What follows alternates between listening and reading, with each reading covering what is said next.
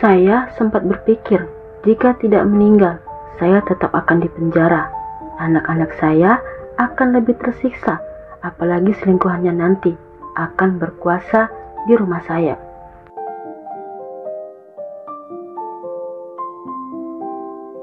Di tahun 1996, Suciati memilih menikah muda. Padahal kala itu usianya masih sangat-sangat muda.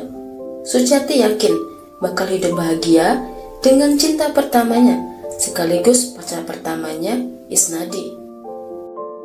Saat itu, Isnadi di mata Suciati muda, pria baik dan bertanggung jawab. Hal itulah yang meyakini Suciati jika masa depannya bakal bahagia dengan Isnadi. Di tahun 2018, pernikahan keduanya sudah berlangsung 22 tahun. Dari pernikahannya dengan Isnadi, mereka memiliki beberapa buah hati. Lantas, selama menikah dengan lelaki pilihannya itu, apakah Suciati bahagia? Jawabannya, tidak. Suciati sangatlah menderita.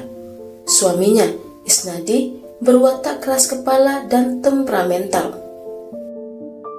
Selama menikah, Suciati sering dipukulin, begitu juga anak-anak mereka. Tak ada kasih, tak ada cinta, apalagi sayang di rumah tangganya. Namun, selama 22 tahun, rasa cintanya pada sang suami tak pudar. Itulah alasan mengapa Suciati rela bersabar atas sikap suaminya itu. Hingga tanggal 7 Maret 2018, Suciati mengambil keputusan besar dalam hidupnya. Suciati nekat membunuh suaminya. Hal itu ia lakukan untuk masa depan anak-anak mereka.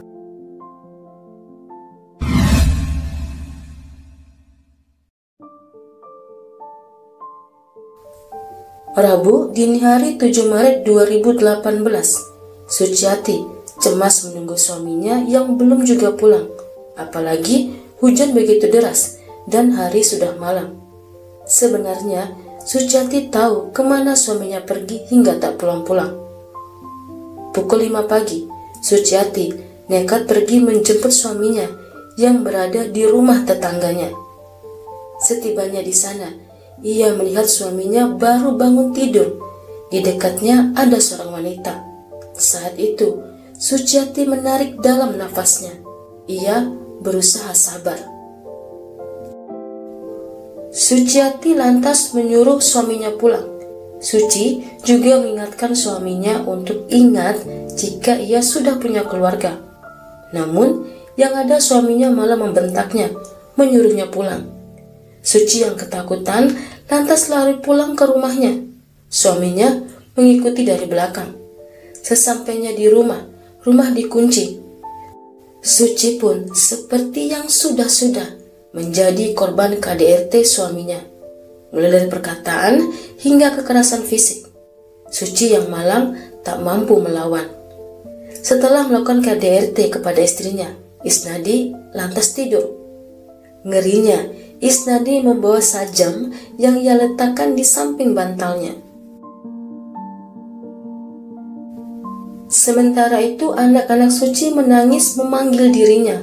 Hati Suci pun hancur begitu melihat wajah anak-anaknya. Ia juga terbayang bagaimana saat anak-anaknya dipukulin bapaknya. Suci pun menangis.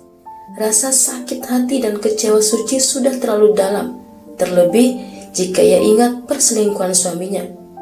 Suci lantas bangun meninggalkan anak-anaknya.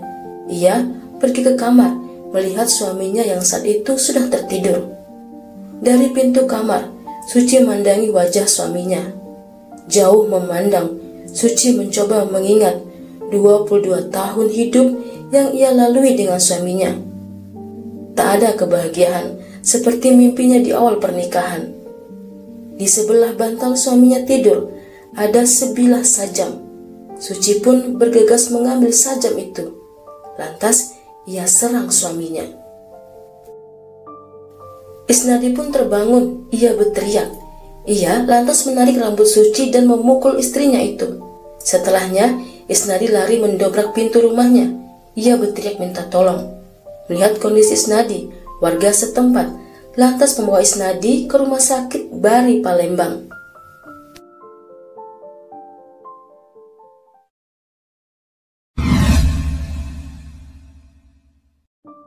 Sekitaran pukul 9 pagi, pihak rumah sakit datang ke rumah.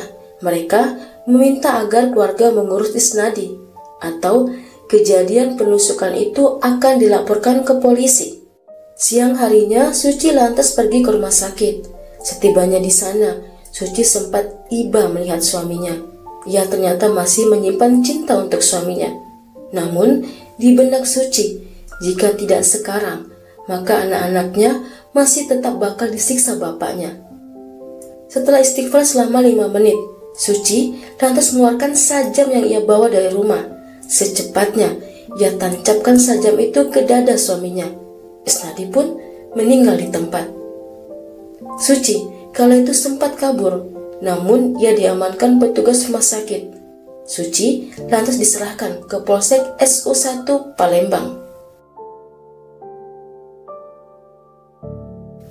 Persidangan untuk Suci pun digelar di hadapan Hakim Pengadilan Negeri Palembang. Suci menangis. Ia bercerita bagaimana suaminya itu menyiksanya.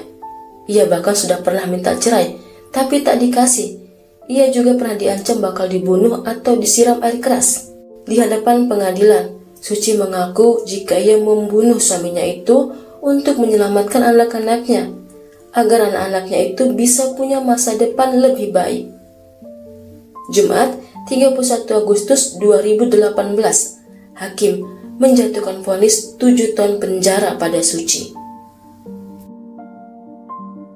Hai semuanya, saya Yuni Rusli. Tentunya saya mengharapkan dukungan agar channel ini dapat lebih berkembang. Karenanya, saya menunggu kritik dan sarannya. Kalau begitu, sampai di sini dulu kisah dan cerita dari saya. Terima kasih sudah menonton. Sampai ketemu di kisah dan cerita lainnya.